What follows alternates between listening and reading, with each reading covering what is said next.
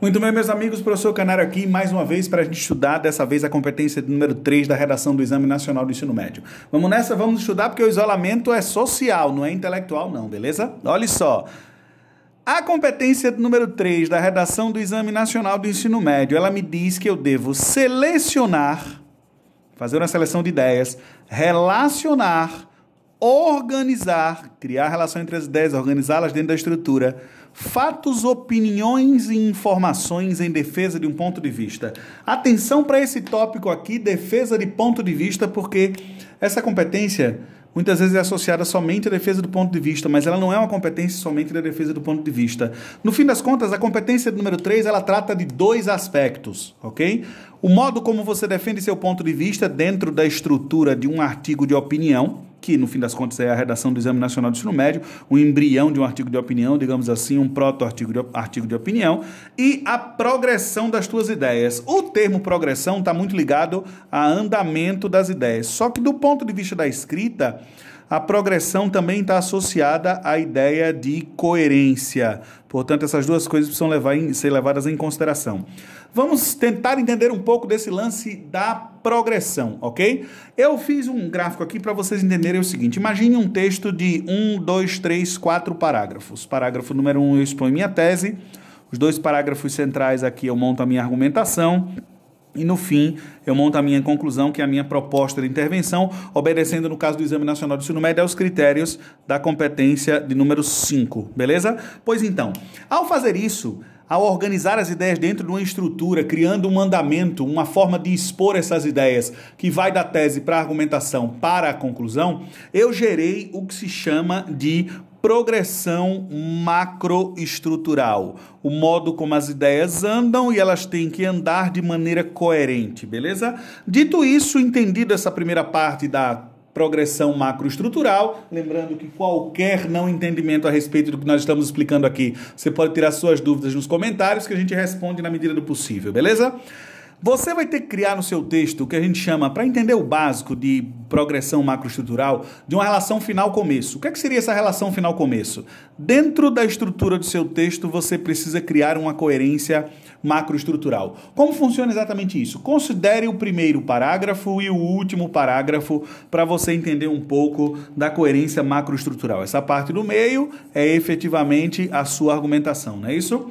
Você precisa correlacionar o primeiro parágrafo ao último, por exemplo. Ou seja, aquilo que você problematiza, que faz parte da sua problematização, precisa ser coerente em relação à sua intervenção. Daqui a pouco eu falo dentro dessa aula mesmo do conceito de coerência para vocês entenderem. Cada uma das partes da sua redação traz uma série de coisas dentro, uma série de conteúdos, ok? Esses conteúdos, por exemplo, dentro do que a gente chama de problematização, P de problematização, ok? Argumentação, A de argumentação, ok?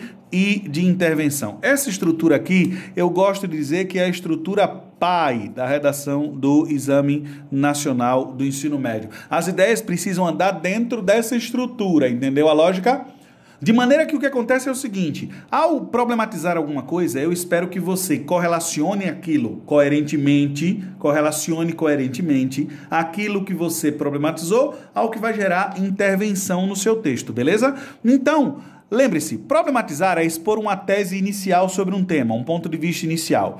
Dentro desse ponto de vista, dentro dessa problematização inicial, você vai me dar tópicos, como se você respondesse, vou escrever sobre esse tema a partir da relação dele com, ok? Depois você vai compor uma situação-problema. No fim das contas, a situação-problema acaba sendo o primeiro parágrafo inteiro, ok? Acaba sendo a sua situação-problema. Em seguida, você monta uma argumentação. Nessa argumentação, você expõe fatos, você me dá exemplos, teorias, autores, obras que possam comprovar efetivamente o seu ponto de vista, porque você vai fazer a defesa do seu ponto de vista no desenvolvimento da sua argumentação. Isso aqui é uma parada muito importante, ok?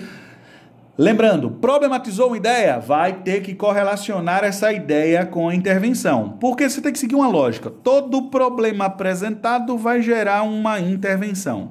Essa intervenção é a solução, é a competência número 5 da sua redação. Expressa na forma de um agente de intervenção a ação solucionadora, o modo como você pretende solucionar, os efeitos desejados e o detalhamento da ação ou do meio de intervenção, ok? Essa parte aqui, ela é parte mais direcionada para a competência número 5. Lembrando, coerência macroestrutural, modo como as ideias progridem dentro do texto, preciso criar uma relação final-começo, começo-final, tudo aquilo que eu apresento como problema, problema apresentado, é proposta de intervenção gerada. Aí você começou a entender um pouquinho do que a gente conhece como coerência macroestrutural. Continuando, minha gente, qualquer coisa, volta o vídeo, pausa, tira print, beleza?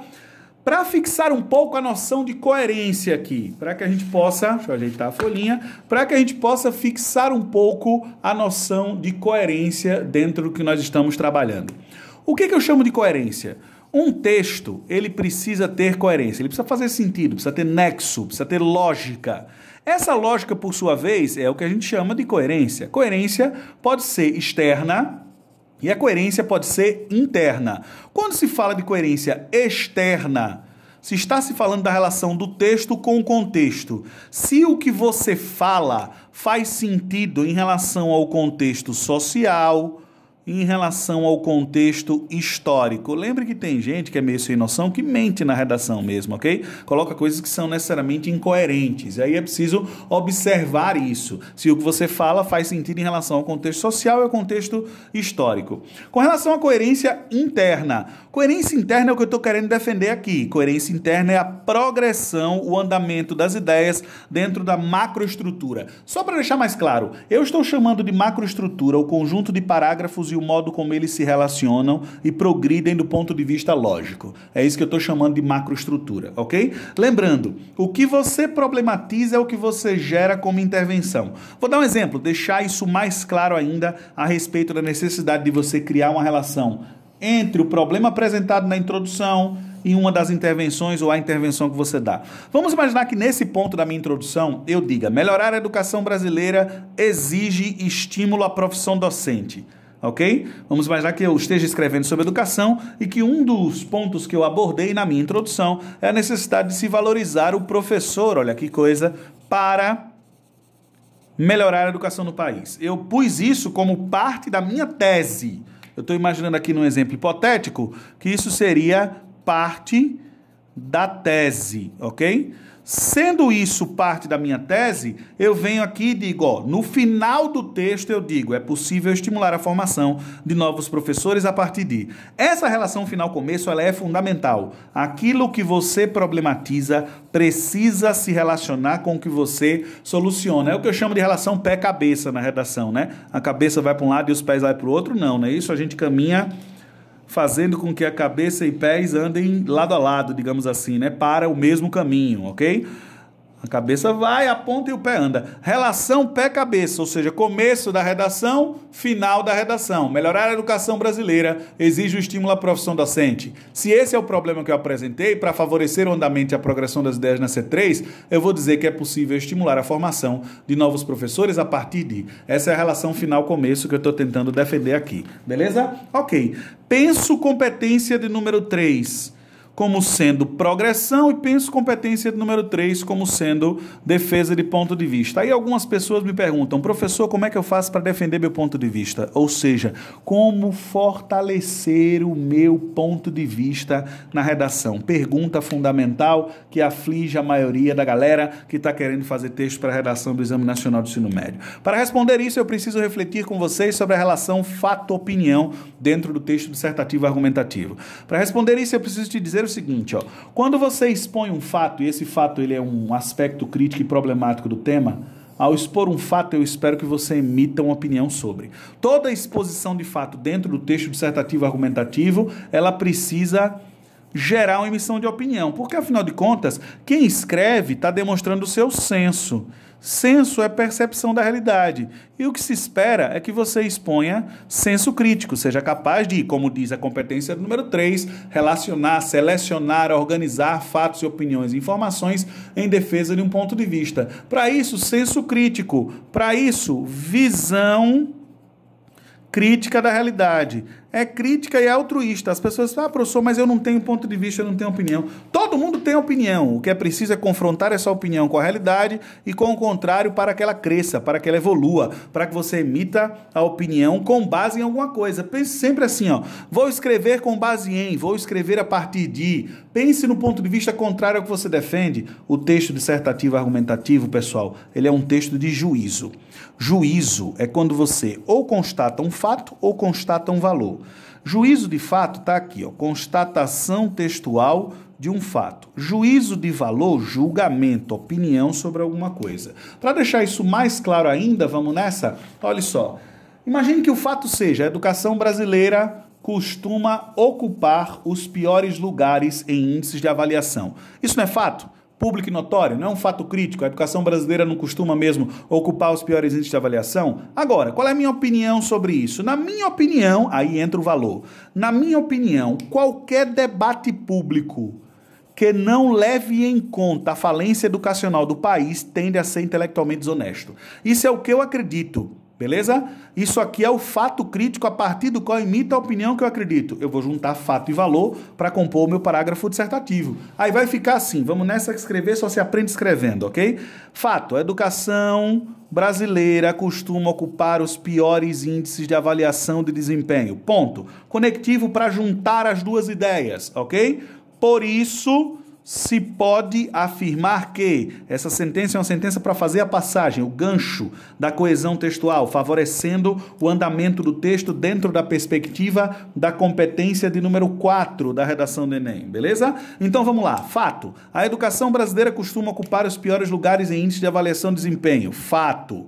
Juntei esse fato com a opinião. Para mim, qualquer debate público que não leve em conta a falência educacional do país tende a ser intelectualmente desonesto. Isso aqui é o quê? Isso aqui é o meu ponto de vista, a minha opinião. No fim das contas, o parágrafo ele vai juntar as duas coisas. Vai juntar tua opinião com o fato, beleza?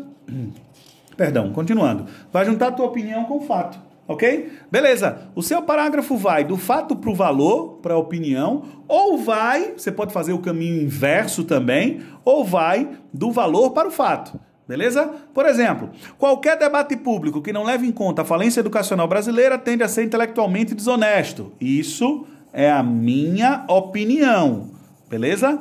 Vou somar essa opinião com o fato, justo porque aí aqui vem o fato. A educação do país costuma ocupar os piores índices de desempenho. Entre uma coisa e outra, você tem a sentença conectiva, justo por quê? E aqui está montado o parágrafo. Quando eu começo emitindo opinião, eu sempre costumo chamar isso de ataque ao tema. Eu costumo chamar isso aqui quando você já começa na opinião emitindo a sua tese, você já manda ver no seu ataque ao tema, beleza? É assim que eu costumo chamar. Beleza, então o seu parágrafo, ele pode expor um fato, expor uma opinião e depois fazer uma citação para provar essa opinião. O seu parágrafo, ele pode expor um fato, expor uma opinião e depois comparar essa situação com outra coisa. O seu parágrafo ele pode apresentar um valor atacando o tema, expor o fato para provar esse valor e complementar com dados, com fonte. Por exemplo, PISA, Programa Internacional de Avaliação de Estudantes na sigla em inglês. O que acontece? Qualquer debate público que não leve em conta a falência educacional brasileira tende a ser intelectualmente desonesto, justo porque a educação do país costuma ocupar os piores índices de avaliação de desempenho, conforme prova o Programa Internacional de Avaliação da Educação, de Avaliação de Estudantes. Dá uma pesquisada no PISA, aí eu iria expor os dados, os fatos para provar o meu ponto de vista, certo? Esta foi em 15 minutos a competência número 3 da redação do Exame Nacional do Ensino Médio. Qualquer dúvida deixa nos comentários, marca os amigos, baixa o vídeo para estudar depois. Eu sou o professor Canário, você está no Escreva Melhor, revisando nessa quarentena para os meus alunos e para todos a competência número 3 da redação do Exame Nacional do Ensino Médio. Muito obrigado, fiquem bem, cuidem de si e dos seus. Valeu!